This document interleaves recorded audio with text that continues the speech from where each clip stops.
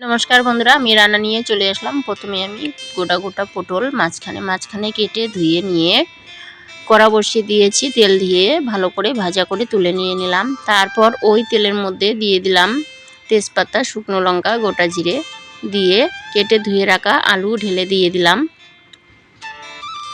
दिए हलुद गुঁড়ো स्वादमतो लवण दिए नाड़ाचाड़ा करे ढेके राखलाम। কিছুক্ষণ পর জিরে, পেঁয়াজ, রসুন একসঙ্গে বেটে নিয়েছি, আদা ঢেলে দিয়ে দিলাম। তারপর লঙ্কার গুঁড়ো দিয়ে ভালো করে মশলাটাকে আমি কষিয়ে নিলাম।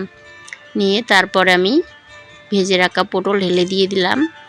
দিয়ে আবারও পটলের সঙ্গে মশলাটাকে মিশিয়ে নিলাম। নিয়ে দিয়ে দিলাম পরিমাণ মতো জল। বেশি জল দেব না, মাখো মাখো বানিয়ে নেব।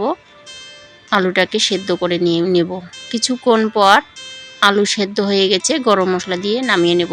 তারপর এদিকে আমি মাছ ধুয়ে হলুদ লবণ মেখে রেখে দিয়েছি। কড়াতে তেল দিয়ে দিলাম মাছ। তারপর আমি মাছ ভেজে তুলে নিয়ে নিলাম। খেতে বসলাম। মাছের তেলের ভাজা পটলের রেসিপি এখানে হলো মাছ ভাজা। আজকে মেনু এগুলোই।